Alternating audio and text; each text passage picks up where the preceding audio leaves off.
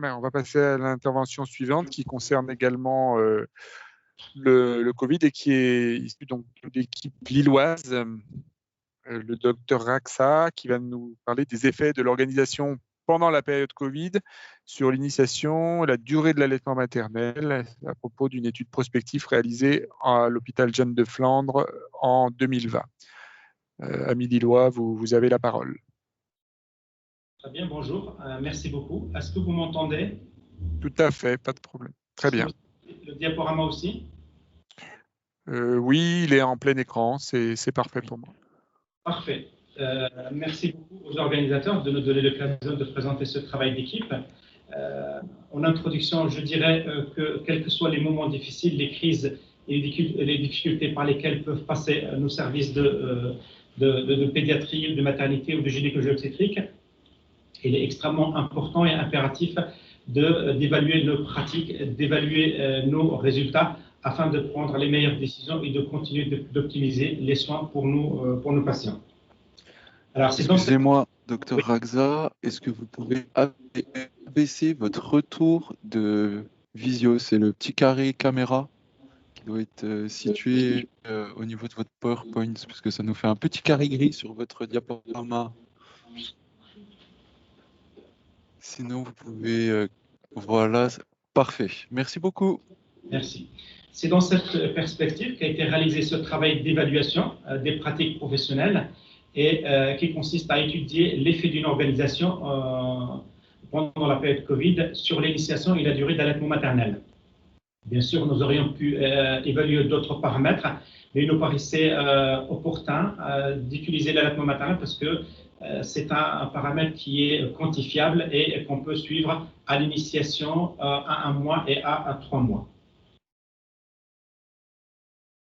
Alors, ça juste pour dire que pendant la période Covid, la durée moyenne de séjour dans les maternités, notamment françaises, a été bouleversée de façon très significative. Je vous donnerai les résultats de notre centre un peu plus tard. Et là, pour introduire la notion de durée de séjour variable, c'est que cette durée de séjour n'a cessé de baisser sur les 10 dernières années, voire les 15 dernières années en France. Et elle était moins de 2 jours seulement pour 3% à peu près de nos patientes en 2010, pour passer à 4,5% en 2016.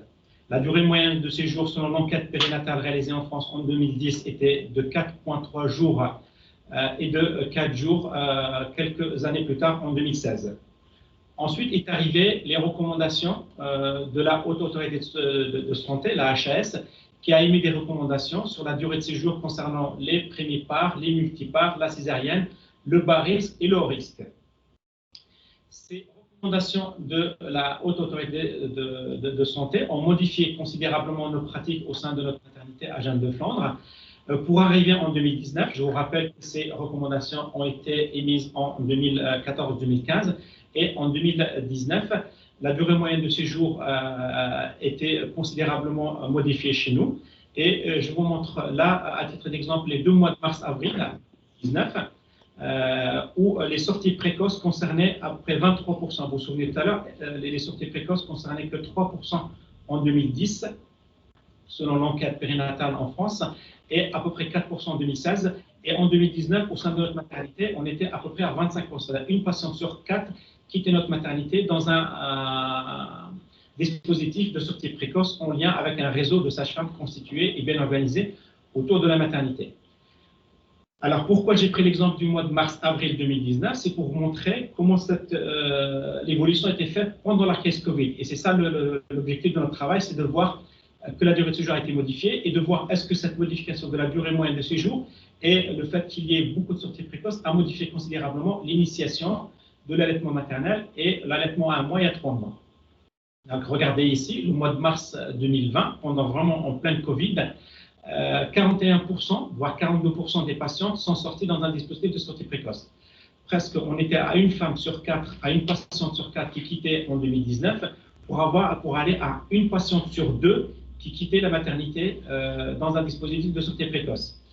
Et un autre chiffre très important, à la fin du mois d'avril, quasiment 100% des patientes, je dis bien 100% des patientes qui quittaient Jeanne de Flandre, sortaient dans un dispositif de Prado pas forcément en sortie précoce, mais avec un dispositif de Prado. Et le Prado signifie un dispositif de sortie avec une sage-femme qui passe à domicile le lendemain de la sortie et 48 heures plus tard.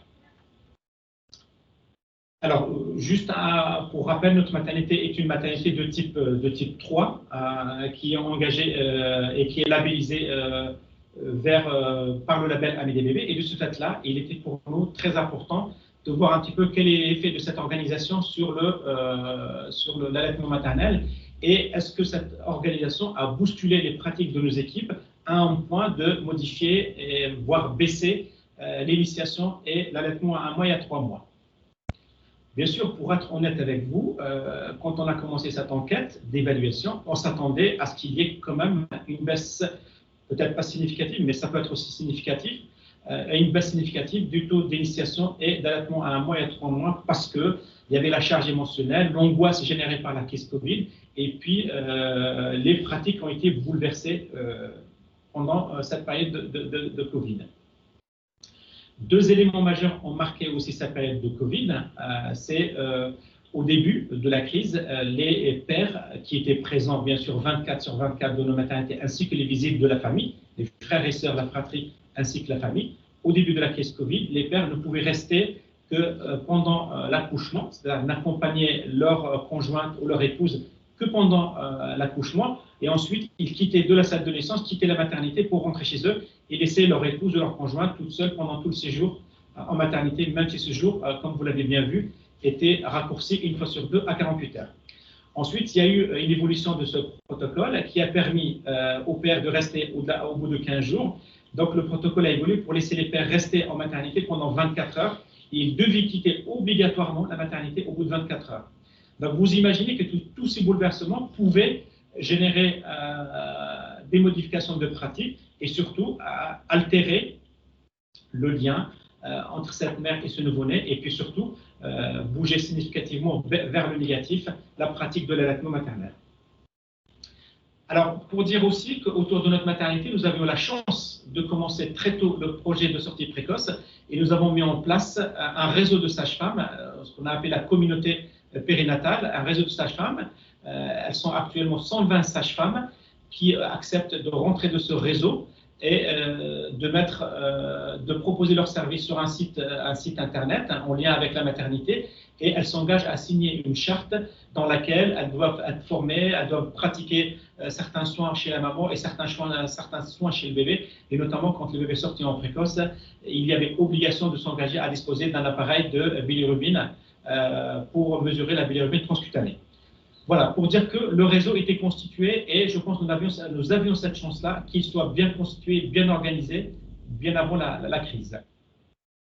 Ensuite, il est arrivé la crise Covid qui a bouleversé, comme je le disais, les pratiques, les comportements et, comme je l'avais bien dit, surtout la présence de pères qui a été remise en question, au début seulement en salle de naissance, ensuite un peu en maternité. Les visites des proches restent toujours pas autorisées dans notre maternité.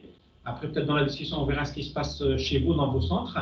Et actuellement, vraiment sur indication, après discussion avec l'équipe, et surtout quand le séjour est prolongé, et surtout quand il y a une naissance prématurée à 34 à 35 semaines, la fratrie est autorisée dans un créneau très particulier après avoir discuté avec les équipes. En tout cas, c'est possible, mais ce n'est pas systématique. Alors que les pères sont actuellement admis 24/24. Alors, l'objectif de cette étude, notre étude a un objectif principal qui était d'évaluer l'effet de l'organisation de la maternité sur la durée d'allaitement, sur l'initiation et la durée d'allaitement maternel au cours des 3 premiers mois. Et donc, vous imaginez que les patientes ont été interrogées à la sortie de la maternité, ensuite ont été contactées à 1 mois et puis à 3 mois pour donner un peu leur ressenti et surtout les résultats de la poursuite ou pas de l'allaitement maternel. Ensuite, il y avait des critères secondaires pour voir la satisfaction, parce qu'il n'y avait pas qu'un des critères objectifs, parce que, entre guillemets, même si les bébés ATL étaient un peu suffisants, mais que les patients n'étaient pas satisfaits, pour nous, ce n'était pas un indice de satisfaction en soi et qu'il fallait travailler dans ce sens-là pour améliorer les choses. Alors, les résultats. Alors, les motifs de sortie, quand les patientes voulaient sortir très tôt, on leur posait la question pourquoi vous voulez sortir. Regardez un petit peu, 1 fois sur 10, c'était une demande pressante des soignants. En tout cas, c'est le ressenti des patients. Je ne sais pas si c'est vrai ou pas vrai, mais dans tous les cas, une fois sur 10, dans 10% des cas, les patientes me disaient, quand elles sortaient en précoce, c'est la pression des patientes. Donc, je pense qu'il doit y avoir un peu de vrai dans ce résultat, ou peut-être même la vérité entière. Alors, certaines patientes, vous voyez 16% quand même, ont quitté l'hôpital d'Ardar moins de 48 heures parce qu'elles avaient peur d'attraper le Covid à l'hôpital. Et je vous remets dans le contexte du mois de mars 2020, où on commençait à peine à avoir le savoir et les connaissances sur la transmission des Covid et sur les risques. Une fois sur 3, les patientes ont quitté leur chambre et ont voulu quitter la maternité parce qu'elles se sentaient opprimées dans leur chambre et parce qu'elles étaient confinées et qu'elles ne pouvaient pas bouger de leur chambre et qu'il fallait vraiment montrer patte blanche. J'ai demandé 50 000 autorisations, par exemple, pour quitter la chambre pour descendre fumer une cigarette. Alors, globalement, nos patientes ont été satisfaites. Et l'élément majeur de l'insatisfaction, c'était la durée de séjour du père et de l'accompagnant, du père, du conjoint de l'accompagnant en maternité. Et cette présence qui était de 83% pendant la période, avant la période de Covid, elle est passée seulement de 9% quand il y avait des situations très exceptionnelles. Le père ou le conjoint ou l'accompagnant pouvait rester. Et donc, l'insatisfaction qui est passée globalement de 9% de la période avant Covid est passée à 91% et se cristallisait essentiellement sur la durée de séjour de l'accompagnant. C'était le motif majeur d'insatisfaction et surtout, c'était un motif important de quitter la maternité en plus de la crainte d'attraper le Covid ou d'être confiné tout seul dans sa chambre. Bien sûr, les parents exprimaient le souhait aussi de rejoindre, de recevoir les enfants aînés pour venir voir le petit frère ou la petite sœur qui vient d'arriver et que globalement, les deux éléments de cristallisation de l'insatisfaction, ce sont essentiellement le conjoint et le fait de ne pas recevoir, les enfants. Par contre, comme vous voyez ici, en fait, pas beaucoup d'insatisfaction concernant les visites de la famille, même si ça représentait 48%, et le reste de la famille encore moins. Et ça, on va réfléchir après ensemble avec vous pour voir un petit peu qu'est-ce que vous faites dans vos maternités, surtout la visite de la famille.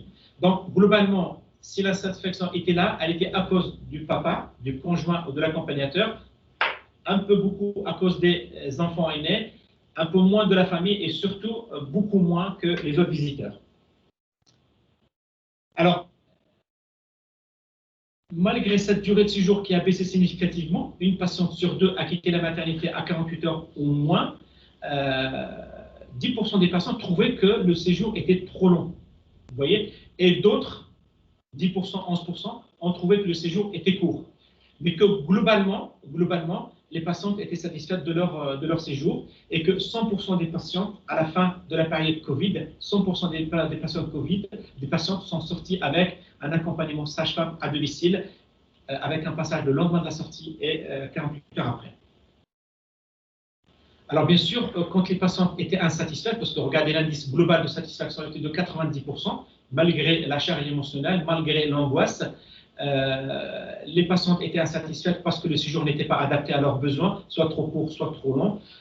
Et certaines patientes trouvaient que les visites du personnel étaient trop rares. Vous imaginez un petit peu aussi la peur du personnel à l'époque, n'allait pas trop souvent dans les chambres, mais que certains patients trouvaient aussi que les passages étaient trop importants. Alors, 3% de ces patients qui ont quitté notre maternité ne recommandent pas la maternité à une autre amie. Vous voyez que c'est très, très important et que vraiment, il reste beaucoup de travail à faire de ce côté-là. Alors, 15% des patientes trouvaient que les visites étaient trop fréquentes, alors que 16%, la même proportion, trouvaient que les visites étaient trop rares. La leçon de ça, on peut dire que, bah oui, c'est difficile à ce moment de répondre aux besoins des uns et des autres. Si on arrive à personnaliser le soin, à bien cartographier les besoins d'une patiente par rapport à une autre, on peut peut-être donner un peu plus de visites à une certaine patientèle et donner moins de visites et beaucoup d'autonomie à d'autres patientèles. C'est ce qu'on appelle les soins proportionnés ou les soins appropriés ou les soins tout court personnalisés. Alors que peut-être dans nos maternités, on a des protocoles de passage à telle heure, et on voit que pour au moins 30% des patients, les visites dans les chambres ne sont pas appropriées, soit c'est trop, soit c'est pas assez, et la réflexion aussi doit aller dans ce sens-là.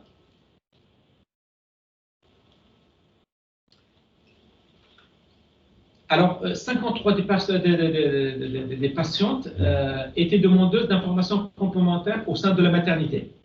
Et la plupart des besoins des mères, quand elles étaient demandeurs d'informations, c'était essentiellement pour le bébé. Comme si les mères, quand elles sont dans leur chambre, elles s'oubliaient un petit peu et elles focalisaient leurs besoins essentiellement autour de la naissance de cet enfant. Ces besoins étaient autour de l'alimentation, les pleurs du nourrisson, le couchage, la prévention de la mort inattendue, la surveillance du nourrisson, la toilette, l'hygiène, le poids et autres.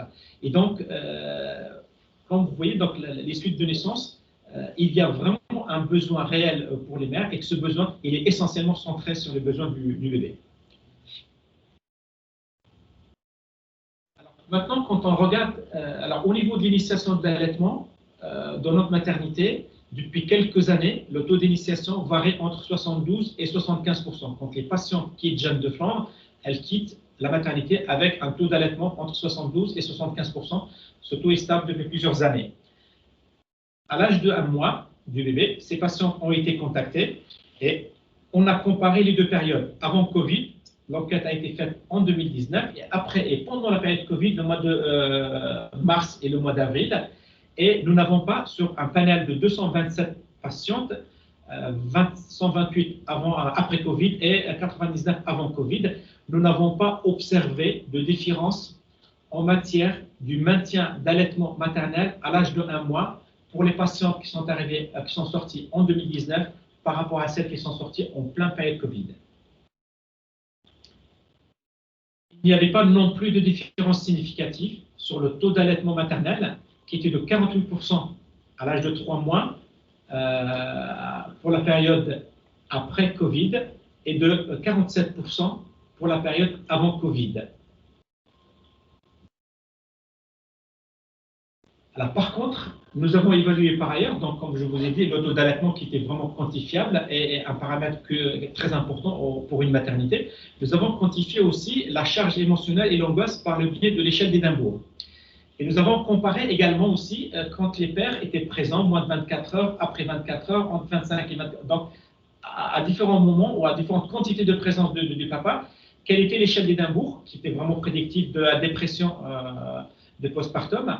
Et nous n'avons pas observé de différence significative sur l'échelle d'Édimbourg, quelle que soit la durée d'accompagnement du père ou quelle que soit la durée de présence du père au sein de la chambre en maternité. Par contre, on a vu une différence significative quand le père restait dans la chambre et pratiquait du pot à pot. Plus les pères restaient dans la chambre et plus ils pratiquaient le pot à pot, moins leur partenaire, leur conjoint, avaient une échelle d'Édimbourg élevée. Elles étaient moins exposées à la dépression quand le père restait et surtout quand il s'impliquait dans le pot à pot.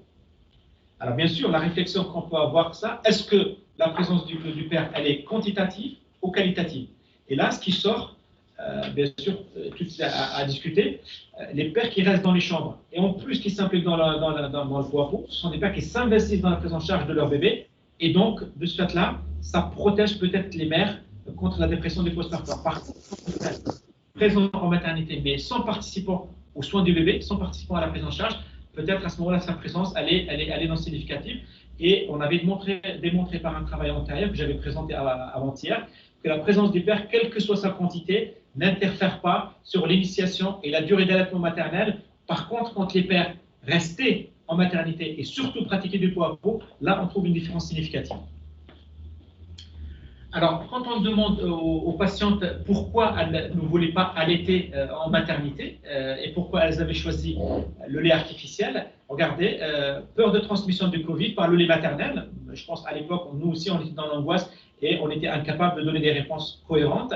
Et donc, du coup, pour 5% des patientes, n'avaient pas choisi l'allaitement maternel tout simplement par peur de transmettre le Covid. Le souhait de sortir vite, pour les patientes, si je n'allaite pas, donc je vais pouvoir sortir très vite. Et donc, dans 16%, elles ont pris l'option de ne pas choisir l'allaitement maternel. Et puis après, on trouve les mêmes problèmes qu'on trouve pour toutes les patientes qui initient un allaitement maternel. Et je vous rappelle, ce sont des patientes primipare, ce sont les difficultés de la mise au sein et les difficultés initiales pour poursuivre, mettre en place et poursuivre l'allaitement maternel. Et à un mois, quand on leur dit pourquoi vous avez abandonné l'allaitement maternel, alors qu'elles sortaient avec un allaitement maternel à l'extérieur de la maternité, regardez, manque de soutien de l'équipe professionnelle de santé, 0%, et manque de soutien de la part de l'entourage, 0%. Donc, ce n'est pas le soutien qui manque, ce sont les autres paramètres que je vous laisse regarder. On va devoir vous demander d'accélérer un peu, s'il vous plaît. On arrive à la conclusion. Pour pouvoir maintenir un taux d'allaitement stable dans une maternité, quelle que soit l'organisation et quelle que soit la charge émotionnelle et l'angoisse générée par la crise, il est très important d'anticiper les crises par des protocoles de soins, par l'organisation d'un réseau périnatal autour de la maternité, par une mise en place de consultations prénatales et de préparation des parents à ce moment-là à la prise en charge de leur bébé, à l'accueil de leur bébé et à l'allaitement maternel, et bien sûr plus d'autonomie dans la maternité et plus d'autonomie pour les préparer à sortir. Alors, en conclusion, donc, au sein de notre maternité, malgré la crise Covid, le taux de satisfaction global était satisfaisant, même s'il reste beaucoup de choses à faire. Le lien de qualité entre la maternité et son réseau périnatal était vraiment le gage et ce qui a permis de maintenir un taux d'allaitement, quelle que soit la crise. Et puis, bien sûr, bien cibler la demande en fonction du profil des patientes. 15% trouvaient que les passages en maternité étaient trop fréquents, d'autres pas assez. Et donc, il faut bien étudier nos patientes et bien cibler leurs besoins. Et puis, bien sûr, permettre le retour à domicile dans de bonnes conditions. Et puis, ne pas oublier de repenser les visites. Donc, vous avez vu, seulement dans 10% des cas, les patientes évoquaient les visiteurs comme un élément d'angoisse et d'inquiétude. Et puis, bien sûr, tout simplement, je pense dans l'avenir, il faut falloir que nos équipes au sein de nos maternités, et notamment en France, de réfléchir. Et je vous envoie sur cet article du Parisien. C'est inavouable, mais à la maternité, ces mamans ont adoré ne pas recevoir de visite pendant la crise de Covid. Et donc, la crise de Covid a bouleversé beaucoup nos pratiques. Et cette pratique-là doit être au moins revisitée et sinon mise à jour. Merci de votre attention. Merci pour cette présentation. Alors, on nous a signalé que nous étions très en retard, donc nous n'avons pas avoir le temps de prendre des questions. On peut juste signaler la qualité du réseau périnatal autour de votre établissement, qui est tout à fait remarquable. Donc, on va passer tout de suite, on va remercier d'abord l'équipe de Lille,